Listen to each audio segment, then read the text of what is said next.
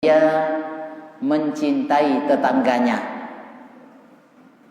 Atau dalam riwayat lain disebutkan li akhihi, atau saudaranya, ma yuhibbuhu li nafsihi, apa yang dia cintai terhadap dirinya. Maka perhatikan jamaah yang dimuliakan dan dirahmati oleh Allah Subhanahu wa taala. Dari hadits Nabi sallallahu alaihi wasallam ini menjelaskan kepada kita, beliau mengatakan, dalla hadzal hadits ala anna imanal mu'min la yakunu kamilan hatta yuhibbu li akhihi muslim ma yuhibbuhu li nafsihi, atau ma yuhibbu li nafsihi.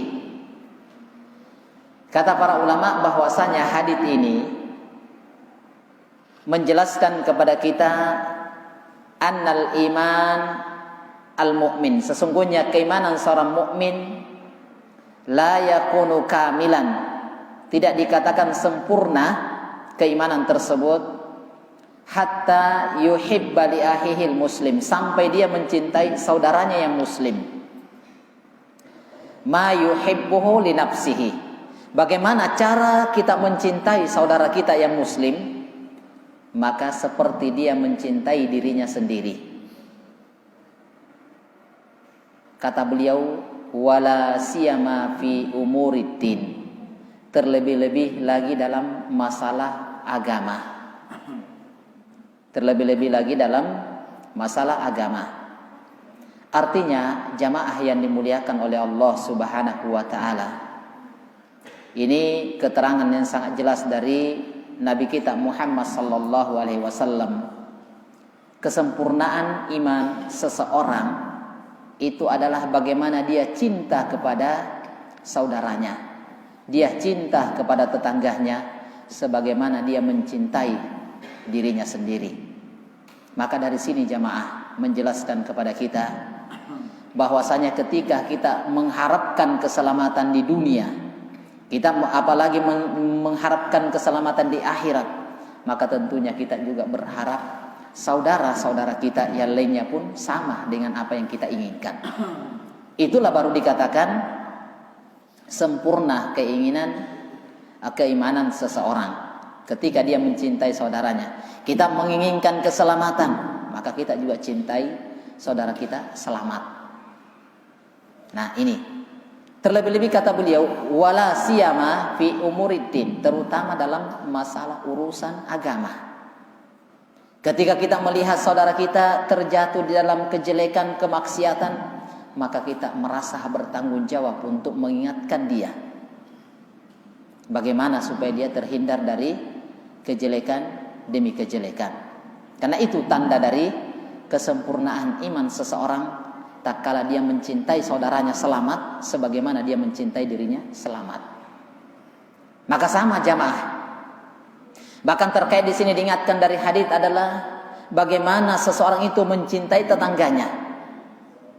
Bahkan disebutkan dari hadits yang lainnya, dari hadits Aisyah riwayat Imamul Bukhari dan Imam Muslim, di mana Rasulullah sallallahu alaihi wasallam mengatakan, mazala Jibrilu yusini bil jari. Jibril alaihi salatu wassalam, kata Rasulullah sallallahu alaihi wasallam, senantiasa berwasiat, terus berwasiat dan berwasiat tentang tetangga. Bagaimana kita menjalin hubungan antara bertetangga, saling tafahum, saling memahami antara satu dengan lainnya dengan tetangga. Kenapa jamaah yang dimuliakan oleh Allah Subhanahu wa taala? Kenapa diingatkan? Bahkan Rasulullah mengatakan, Jibril terus mewasiatkan, berwasiat, berpesan kepada saya, seakan-akan tetangga itu adalah akan mewarisi harta saya, apa yang ada pada saya. Saking pentingnya berkaitan dengan masalah tetangga. Dan ini diingatkan dari hadits. Kenapa jamaah terkadang yang penting kita senang tidak perlu dihiraukan tetangga. Nah ini yang terjadi. Terkadang kita berisik di tetangga samping, padahal di tetangga kita ada anak kecil. Kita tidak mau urus, kita tidak mau perhatikan. Padahal dalam agama kita, subhanallah, masalah bertetangga saja itu diatur. Adalah diatur. Apalagi kalau tetangga kita ini adalah karib kerabat, keluarga terdekat. Dia memiliki dua hak. Hak kekeluargaan, di sisi lain dia adalah hak tetangga. Subhanallah, ini agama kita, agama yang paling sempurna. Masalah tetangga pun diatur. Bahkan Nabi berpesan bahwasanya tidak sempurna keimanan seseorang sampai dia mencintai kebaikan terhadap saudaranya atau tetangganya sebagaimana dia cinta kepada dirinya. Bahkan kita lihat dari para ulama, ketika mereka memasak sesuatu di tetangganya, maka dia tidaklah memasak sesuatu kecuali ada yang sampai ke tetangganya. Bahkan Rasulullah berpesan, kalau memasak sesuatu perbanyak kuahnya supaya bisa dibagi ke tetangga.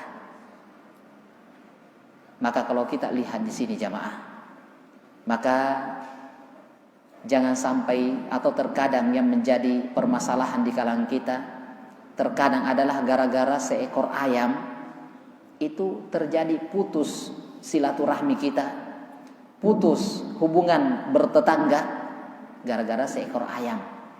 Atau terkadang anaknya sesama anak yang berkelahi cekcok, orang tuanya ikut terlibat. Na'udzubillahi min dzalik. Nah, ini bagaimana wasiat Nabi kita Muhammad sallallahu alaihi wasallam dalam masalah tetangga. Saya kira ini yang penting mungkin kita ingatkan, yang berkaitan diuraikan oleh beliau. Kemudian hadis selanjutnya dari keterangan-keterangan yang lainnya disebutkan dari hadits Abdullah bin Mas'udin radhiyallahu an, di mana hadits ini juga adalah riwayat muttafaqun alaih, riwayat Imamul Bukhari dan Imam Muslim. Ketika itu Abdullah bin Mas'ud radhiyallahu anhu bertanya kepada Nabi kita Muhammad sallallahu alaihi wasallam. Beliau mengatakan, qala sa'altu Rasulullah sallallahu alaihi wasallam. Jadi Abdullah bin Mas'ud ini bertanya kepada Nabi. Apa pertanyaannya beliau? Ayyud dzambi a'dzam? Dosa apa yang paling besar? Ini pertanyaannya. Ayyud dzambi a'dzam? Dosa apa yang paling besar ya Rasulullah? Qala, maka Rasulullah sallallahu alaihi wasallam mengatakan, anta ja'alaka lillahi niddan wa huwa khalaqaka. Engkau membuat tandingan bagi Allah padahal Allah yang menciptakan kalian. Artinya ini petunjuk, penjelasan yang sangat jelas dari Nabi kita Muhammad sallallahu alaihi wasallam. Kita membuat tandingan Allah Subhanahu wa taala. Kita beribadah kepada Allah dan beribadah juga kepada yang lainnya. Nah, inilah yang disebutkan dosa yang terbesar adalah engkau berbuat syirik, beribadah, menyembah, berdoa kepada selain Allah Subhanahu wa taala. Kita ke kuburan, kita ke tempat keramat, kita ke saukan, kita ke gunung bawah karaing atau yang lainnya dalam rangka berdoa, menyembelih, bernadar. Ini adalah membentuk saingan untuk Allah Subhanahu wa taala. Padahal disebutkan wa huwa khalaqaka, padahal Allah yang menciptakan kalian. Ini dosa terbesar. Setelah itu dia bertanya lagi, qultu tsumma ayyu? Kemudian setelah itu apa lagi ya Rasulullah? Maka Rasulullah sallallahu alaihi wasallam mengatakan, anta qatula waladaka khasyata ayyakula ma'ak. Kata Rasulullah sallallahu alaihi wasallam adalah engkau membunuh anakmu. Nah ini, engkau membunuh anakmu karena khawatir dia makan hartamu. Na'udzubillahi min dzalik. Sehingga di sini jamaah termasuk di antara yang mungkin di zaman sekarang ini tidak ada ya. Tapi terkadang karena dia menggugurkan kandungannya. Kenapa? Takut nanti banyak anaknya miskin. Nanti takut ada banyak anaknya akan menghabiskan hartanya. Walaupun dalam syariat boleh menggugurkan kandungan, selama belum ditiupkan ruh. Kalau memang ada maslahatnya sebenarnya. Tetapi kalau sudah ditiupkan ruh, maka itu sama saja membunuh jiwa. Diterangkan oleh para ulama dalam hadits Abdullah bin Mas'ud bahwasanya ketika janin itu berumur 4 bulan atau 120 hari, maka itu sudah ditiupkan ruh, maka tidak boleh digugurkan kecuali dalam kondisi darurat. Kalau tidak, kalau sudah ditiupkan ruh dia gugurkan, maka itu sama saja membunuh jiwa. Ini dosa yang terbesar setelah dosa kesyirikan. Setelah itu Abdullah bin Mas'ud bertanya lagi, qultu summa ai. Kemudian setelah itu dia bertanya lagi, ya Rasulullah, setelah itu apa lagi? Ini. Kemudian summa antuzaniya bi khalilati jarika. Engkau berzina dengan istri tetanggamu atau suami tetanggamu.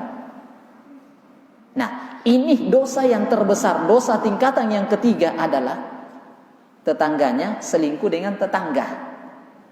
Ini dosa terbesar. Kenapa? Antara tetangga dengan tetangga ini dia punya hak-hak yang sangat mulia. Kapan dia terlibat dalam perbuatan dosa, maka dosanya besar. Sehingga dikaitkan bahwasanya dosa terbesar adalah syirik, beribadah, menyembah, berdoa kepada selain Allah. Yang kedua, dia membunuh anaknya karena takut miskin, takut dimakan hartanya atau yang lainnya.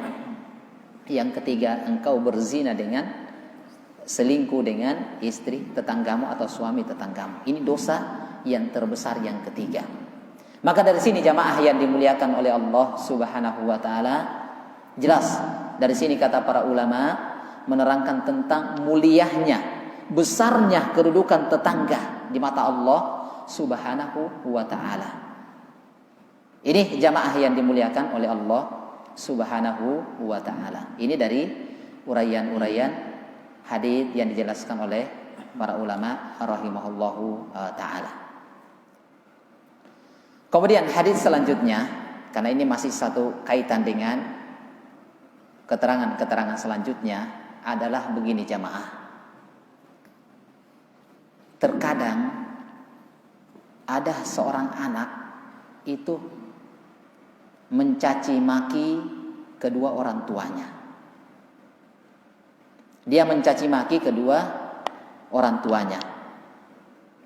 Maka ada pertanyaan dari kalangan para sahabat Nabi Sallallahu Alaihi Wasallam, adakah anak yang memaki-maki, mencaci maki kedua orang tuanya? Nah, maka disebutkan dari hadits Abdullah bin Amr bin As, riwayat muttafaqun alaih, riwayat Bukhari Muslim dalam hadits yang sahih, beliau mengatakan, anna Rasulullah Sallallahu Alaihi Wasallam qala minal kabairi, di antara dosa dari dosa-dosa besar adalah syatmur rajuli walidai. Di antara dosa besar selain dari yang kita sebutkan tadi adalah seseorang mencelah kedua orang tuanya. Hati-hati di sini jamaah. Apakah celaannya langsung atau celaan itu dari orang lain gara-gara anaknya? Itu sama saja, si anak itu mencelah orang tuanya. Maka hati-hati jamaah. Kila, maka dikatakan, wahal yasubbur rajulu walidai. Ini para sahabat bertanya, mungkinkah ada seseorang yang ingin mencela atau mencaci maki kedua orang tuanya? Qala na'am, dia mengatakan iya. Ada. Bagaimana caranya? Yasubbu abar rajuli fayasubbu abahu, wa yasubbu ummahu fayasubbu ummah. Artinya begini.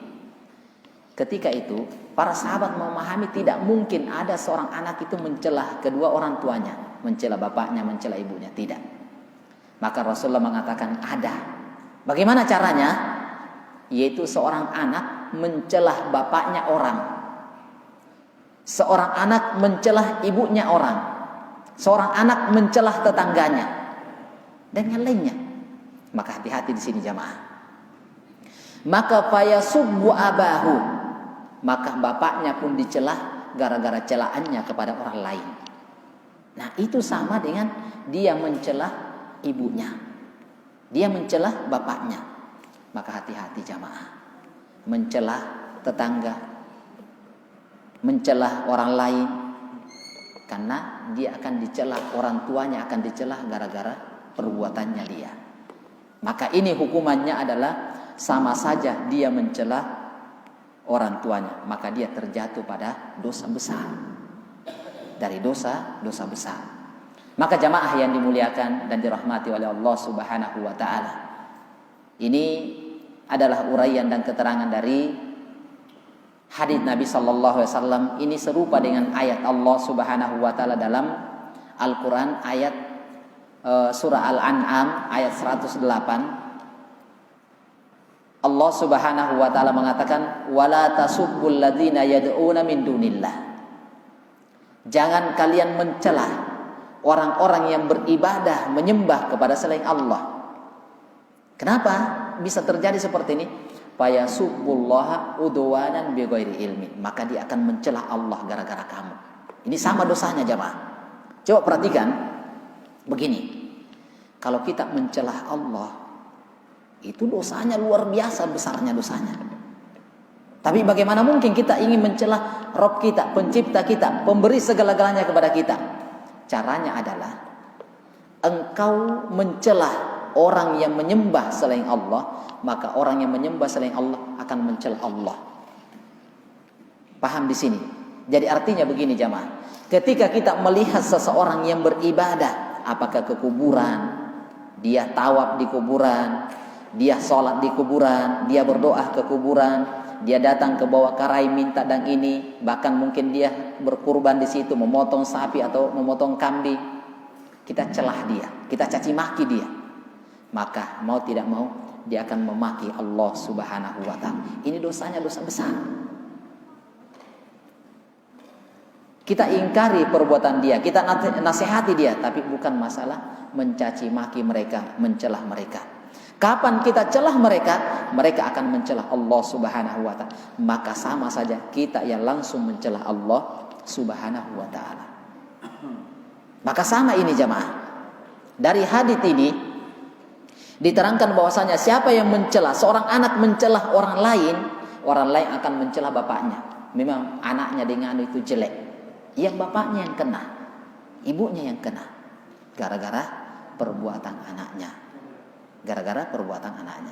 Maka jamaah yang dimuliakan dan dirahmati oleh Allah Subhanahu wa ta'ala, ini adalah merupakan adab dari akhlak dari Nabi sallallahu alaihi wasallam, bagaimana kita menjaga orang lain, maka orang lain pun akan menjaga orang tua kita.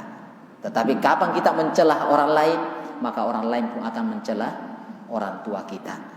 Ini jamaah yang dimuliakan dan dirahmati oleh Allah Subhanahu wa ta'ala. Ini yang dari hadis yang ketiga. Kemudian hadis selanjutnya, ini juga adalah termasuk adab. Apakah suami istri, apakah tetangga atau teman dekat, teman akrab, tidak boleh tidak bicara lebih dari 3 hari. Tidak boleh bombek jamaah. Ini diterangkan dari hadis. Subhanallah. Kalau kita bukan sebulan, bukan 2 bulan, bukan setahun, seumur hidup, na'udzubillahi min dzalik. Coba lihat. Nabi sallallahu alaihi wasallam menyebutkan dari hadis Abu Ayyub Al-Ansari, riwayat muttafaqun alaih, riwayat Imam Al-Bukhari dan Imam Muslim juga. Beliau mengatakan, anna Rasulullah sallallahu alaihi wasallam qala, la yahillu li muslimin ay yahjura akhahu fawqa 3 layalin. Kata Rasulullah sallallahu alaihi wasallam, la yahillu, tidak halal, li muslimin, bagi seorang muslim, ay yahjura akhahu, untuk menghajar, mendiamkan, memboikot saudaranya, fauqa, di atas 3 layalin, 3 hari 3 malam. Ini kalau baku bombe, ya mungkin tidak saling ini, tapi batas paling 3 hari. Tidak boleh lewat. Ini ajaran dari, kata beliau, biasanya kalau ketemu, ya sudah 5 hari nih. Yang satu menghadap ke kanan, satu menghadap ke kiri. Pura-pura tidak lihat. Na'udzubillahi min dzalik. Ini musibah. Maka disebutkan adalah yaltaqiyan, di mana keduanya bertemu. Fayu'ridu hadza wa yu'ridu hadza. Ini disebutkan ketika ketemu, satu berpaling ke sana, satu berpaling ke sana. Na'udzubillahi min dzalik. Ini terjadi. Yang terbaik dari orang ini, ketika namanya manusia pasti terjadi ada kesalahpahaman, ada yang ketiga cocokan, atau ada terjadi clash dan yang lainnya. Maka orang yang terbaik di antara dua orang yang bermasalah ini, khairuhuma, orang yang terbaik di antara dua orang ini, alladzi yabda'u bisalam, yang paling pertama memulai salam. Itulah manusia yang terbaik. Ya urusannya dia, kalau dia tidak mau balas salam, tidak usah kita. Memang itu dengan tidak bagus memang dia. Kenapa? Saya salam sama dia tapi tidak dibalas, itu bukan urusan kita. Ketemu salam, terserah dia mau jawab atau tidak, bukan urusan kita. Nah, itulah manusia terbaik. Salam. Mudah-mudahan dengan salamnya dia, telah kita sebutkan bahwasanya salam itu ada 3 keberkahan di dalamnya. 1, assalamualaikum, keselamatan untuk kalian. Warahmatullahi, dan rahmat Allah untuk kalian. Wabarakatuh, dan keberkahan. Berarti 3 kebaikan. Mudah-mudahan dengan itu dia luluh hatinya. Allah lunakkan hatinya sehingga dia maafkan kesalahan kita. Begitu. Nah, inilah adab jamaah yang diajarkan oleh Nabi kita sallallahu alaihi wasallam. Biasanya kalau kita tidak, enak saja, kamu telah sakiti saya, masa mau kita baikan? Nah, itulah kita jamaah. Itulah kita. Seharusnya begini jamaah. Ini untuk kita semuanya sebenarnya, bukan untuk antum jamaah, tapi untuk saya juga. Ketika kita disakiti, ketika kita dicela, atau mungkin kita diejek, mungkin kita dihina, sebenarnya begini jamaah. Kita itu harus sadar sebenarnya, ketika terjadi seperti itu, jangan salahkan orang lain, kembalikan kepada diri kita. Mungkin karena dosa saya ini, maka tidak akan sakit hati jamaah. Kalau kita mengatakan, iya dia mencela saya, mungkin dia menyakiti saya, kemudian kita kembalikan, mungkin karena ada dosa saya kepada Allah belum diampuni, sehingga saya diampuni lewat begini. Dan ini ada kebaikan besar jamaah. Ketika orang mencaci maki kita, menjatuhkan kehormatan kita, menghinakan kita, itu ada namanya transferan pahala gratis. Tapi kalau kita balas, kapan kita balas lebih dari cacian mereka, hinaan mereka, berarti kita transfer pahala kita ke dia. Walaupun boleh membalas, tetapi lebih baik adalah bersabar, karena itu akan dapatkan pahala besar, pahala yang luar biasa. Apalagi kita doakan dia, ya Allah, mudah-mudahan dia bisa baik. Ini kasus yang terjadi pada Nabi kita Muhammad sallallahu alaihi wasallam. Ketika itu ma'ruf dari hadits yang panjang tentang kisah beliau ketika dakwah ke Taif. Nabi datang ke Taif bukan untuk mencari keuntungan dari mereka, bukan ingin berdagang, bukan yang lainnya, tetapi Nabi sallallahu alaihi wasallam ke Taif dalam rangka ingin mengajak mereka ke dalam Islam, ingin mengajarkan Islam. Tetapi apa yang terjadi? Fadarabahu qaumuhu, kaumnya memukulnya, sampai disebutkan itu Nabi terluka di pipinya, sampai Nabi dia lap sendiri darahnya. Nah, maka ketika itu datang Jibril alaihi salatu wassalam menawarkan, maka saya perintahkan malaikat penjaga gunung untuk mengangkat gunung kemudian timpakan kepada mereka. Kata Rasulullah, tidak usah. Subhanallah ini. Bahkan Nabi sallallahu alaihi wasallam memberikan uzur, fa innahum la ya'lamun. Mereka tidak tahu siapa saya. Mereka beri uzur. Kalau kita tidak jamaah. sudah tunggu kapan ada kesempatan, kita baku sikatlah istilahnya. Saya tunggu kau di sudut di jalan, kalau lewat awas. Nah, itulah kita jamaah. Subhanallah, itulah seharusnya ketika terjadi ini, terjadi itu. Bahkan para ulama menyebutkan, ketika anak kita mungkin dijewer sama orang lain, biasanya kita langsung emosi. Di sini dibutuhkan kesabaran. Para ulama mengatakan, coba kembalikan kepada diri kamu. Mungkin saja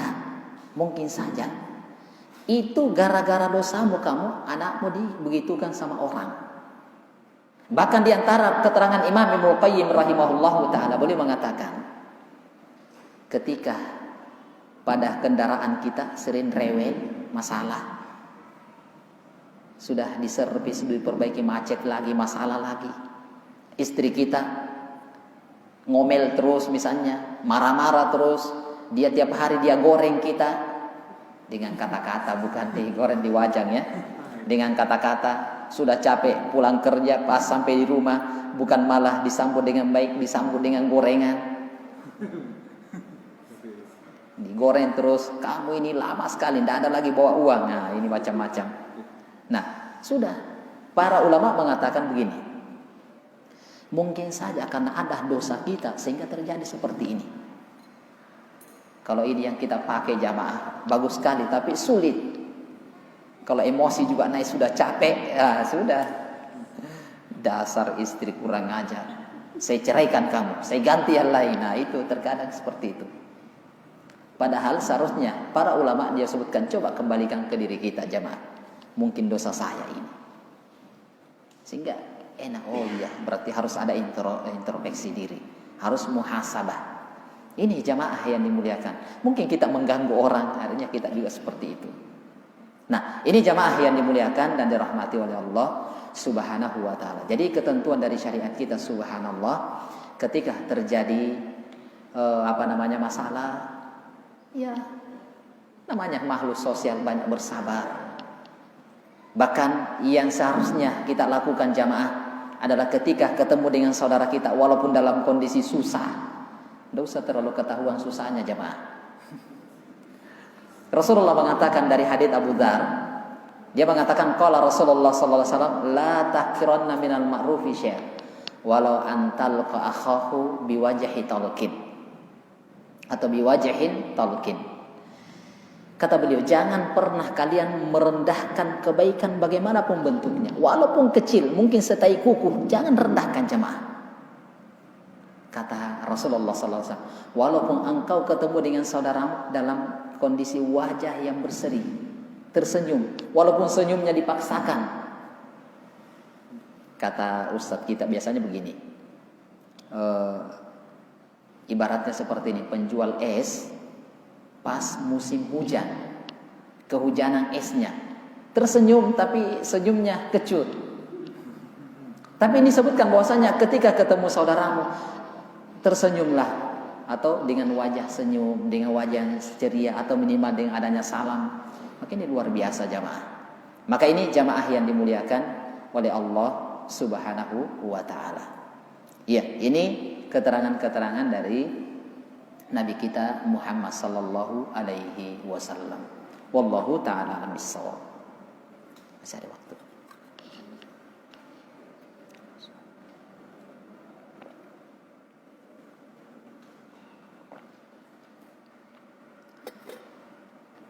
Lihat jamaah.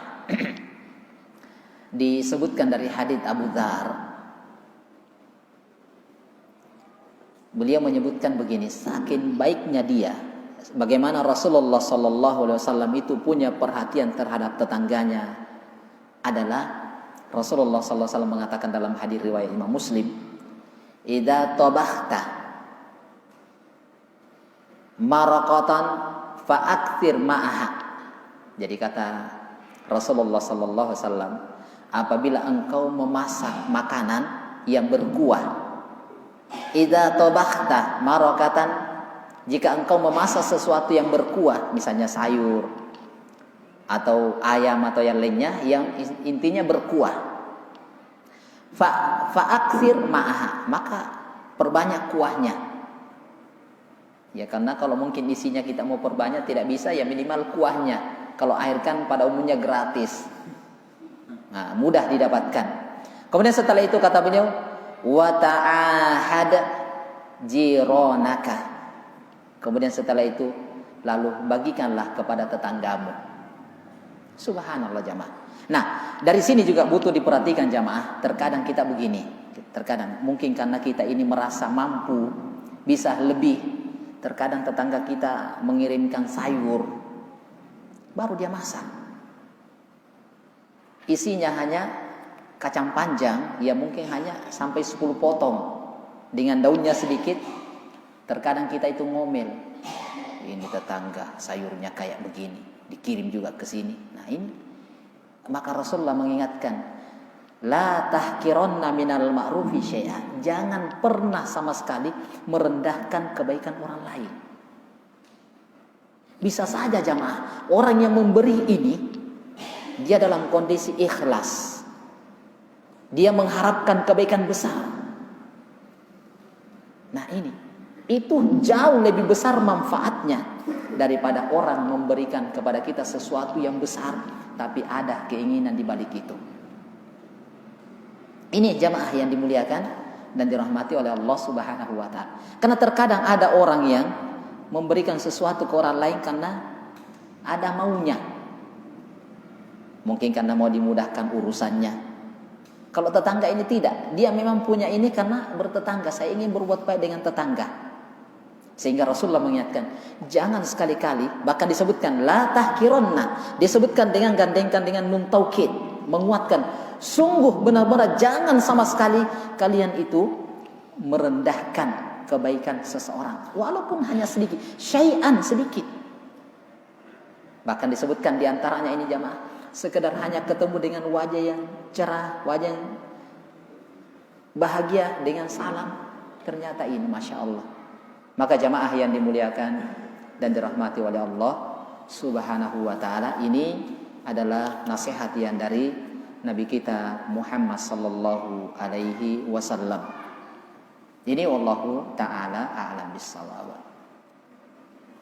Nah, sampai di sini ada yang ingin ditanyakan atau ada yang kurang jelas? Falyatafaddal. Masih ada beberapa hadits dari ini, tapi ini akan kita uraikan nanti insyaallah taala. Jadi ini terkait jamaah, sehingga wajarlah ketika itu Jibril alaihi salatu wassalam selalu datang kepada Nabi, perhatikan tetanggamu, perhatikan tetanggamu, perhatikan tetanggamu. Maka ini jamaah yang dimuliakan oleh Allah Subhanahu wa ta'ala. Ini sampai Rasulullah sallallahu alaihi wasallam berpesan, seakan-akan tetanggaku ini akan mewarisi saya. Akan mewarisi saya. Bahkan juga diantara ada hadis jamaah yang diingatkan oleh Nabi sallallahu alaihi wasallam dari hadis ini. Biasanya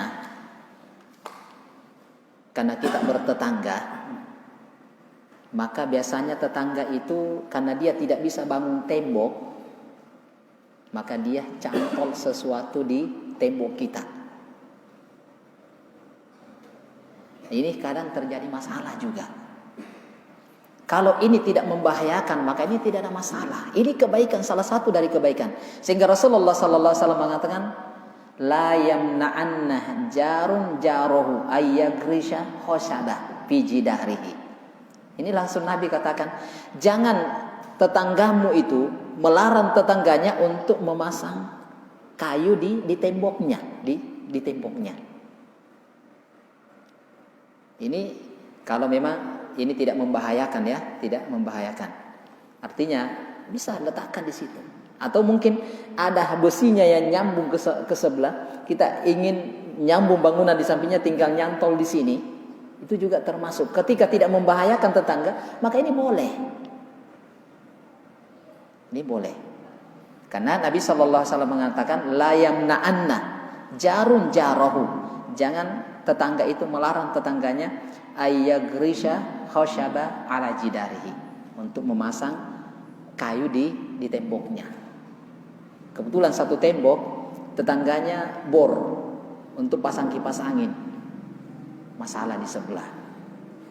Yang jadi masalah kalau dia bor untuk mengintip, itu wajar. Tapi untuk kebutuhan atau kepentingan ini, maka itu tidak boleh dilarang, kecuali bisa membahayakan. Maka ini jamaah yang dimuliakan oleh Allah Subhanahu wa ta'ala. Jadi jelas sekali dari keterangan Nabi kita Muhammad sallallahu alaihi wasallam hal yang berkaitan dengan masalah tetangga, bagaimana berbakti, berbuat baik kepada tetangga, menjaga hubungan sesama tetangga. Maka ini diatur di dalam agama kita, diatur di dalam agama kita. Ini wallahu ta'ala a'lam bissawab. Sama jamaah, ini juga ada mengingatkan ketika ada orang yang membicarakan masalah tetangga. Biasanya begitu. Ini terutama ibu-ibu ya, kalau selesai pekerjaan rumahnya, biasanya keluar pagi-pagi ngerumpi di depan rumah, yang dicerita tetangganya. Gosip. Ini cerita yang dicerita tetangganya. Ini dengan di sebelah itu begini dan begini dan begini. Nah, diingatkan oleh Allah Subhanahu wa taala dalam firman Allah Subhanahu wa taala, ketika ada orang seperti ini, kalau kita tidak bisa menasihati dia, jangan gabung di situ. Karena kapan kita gabung, kita akan ikut. Iya, memang begitu. Nah, ini sudah masuk.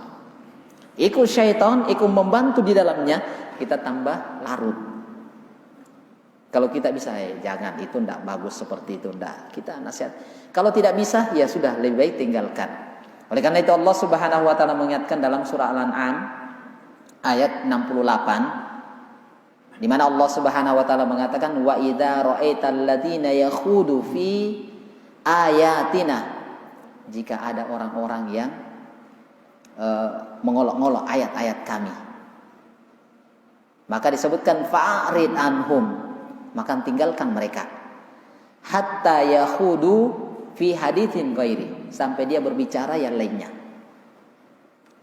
Ini masalah ayat-ayat Allah dibicarakan terkait dengan masalah begini, kita tidak bisa nasihati dia begini, maka lebih baik kita tinggalkan. Kalau tidak, dia berpindah ke pembicaraan yang lainnya. Nah, maka disebutkan di sini, maka sama halnya ketika kita ada orang lain yang membicarakan tetangganya, menyebutkan kejelekannya, aibnya dia sebarkan. Kalau kita tidak bisa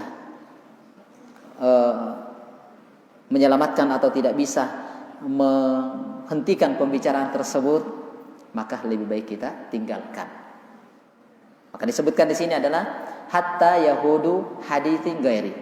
Maka hatta yahudu fi haditsin ghairi, sampai dia berbicara yang lain. Nah, ini kalau tidak bisa dinasihati, maka jangan gabung jamaah, karena ini akan membahayakan diri kita sendiri. Maka ini jamaah yang dimuliakan dan dirahmati oleh Allah Subhanahu wa ta'ala. Wallahu ta'ala bissawab.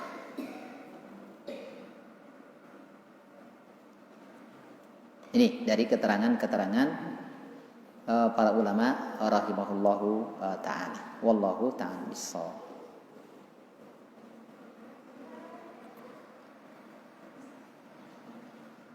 Ya, ini dari bagaimana keutamaan para tetangga dan kemuliaan mereka. Wallahu ta'ala bissawab.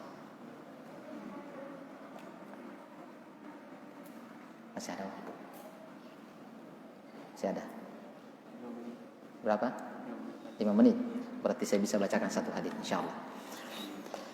Iya, lihat, perhatikan hadis terakhir yang sempat kita mau bacakan insyaallah taala. Kalau masih ada waktu, perhatikan di sini. Ini hadis juga di antara hadis yang luar biasa jamaah.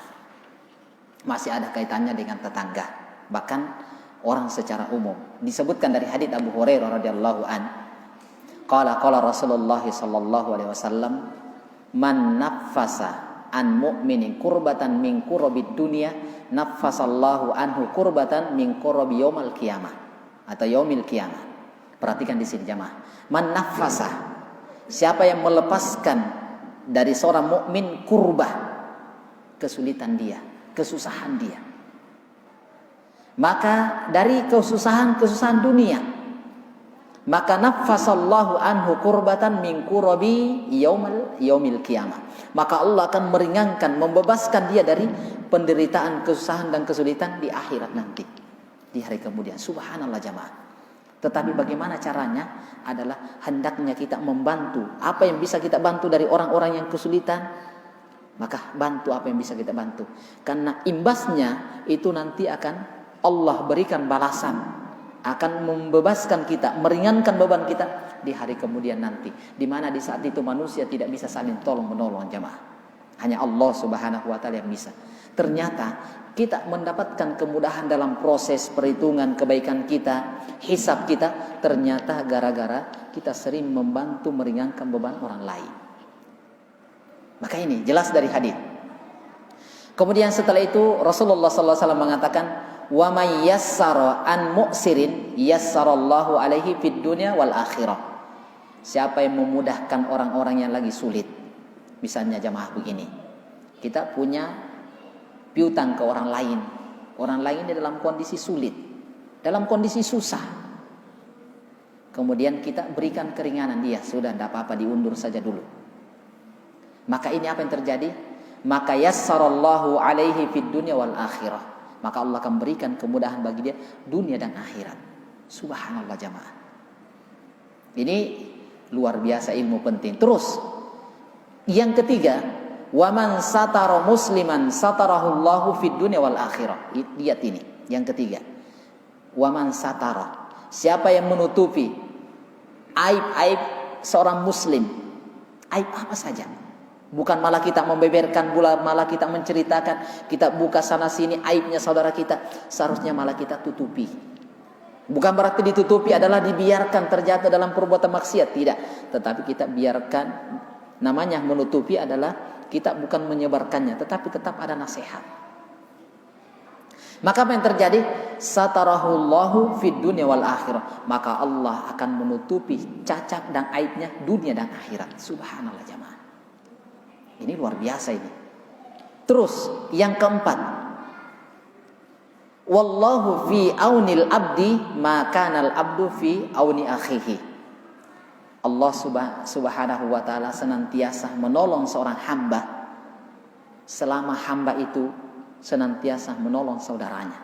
Maka perhatikan ini, 4 poinnya luar biasa jamaah. Yang pertama adalah siapa yang melepaskan seorang mukmin dari kesulitan di dunia, Allah akan lepaskan kesulitannya nanti di akhirat. Satu. Yang kedua adalah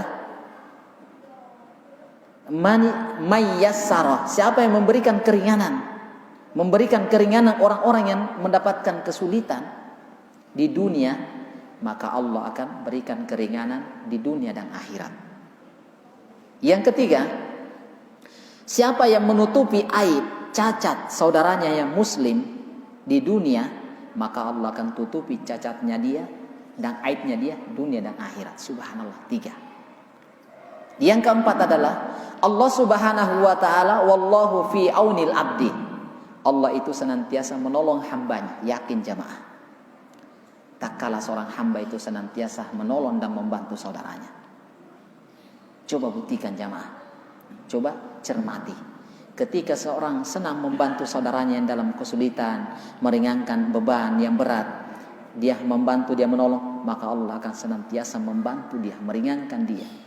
Maka ini jamaah yang dimuliakan oleh Allah Subhanahu wa taala. Inilah yang diterangkan dari hadis. Ini uraian para ulama rahimahullah taala dalam masalah ini. Ini beliau mengatakan, artinya dari hadis ini, di sini disebutkan fil hadisi fadilatun azimatun, ada keutamaan yang sangat besar. Bagi siapa? Liman nafasa an akhihil mu'min kurbatan min kurabid dunia. Ada keutamaan besar bagi orang-orang yang melepaskan kesulitan dari kesulitan saudaranya yang muslim. Sawa'un kana bimalin au i'anatin bi badanin au bi musyawaratin wa ma asbah dzalik. Apakah berkaitan dengan masalah harta atau berkaitan dengan masalah badannya atau masalah yang lainnya, itu semuanya sama. Yang intinya adalah dia melepaskan saudaranya dari kesulitan. Juga di sini disebutkan adalah wa fihi fadilatun aidon liman yassara an mu'sirin. Di sini juga ada keterangan dengan penjelasan dari para ulama bahwasanya siapa yang yassar, memberikan kemudahan orang yang kesulitan. Termasuk diantaranya adalah masalah utang piutang diantaranya.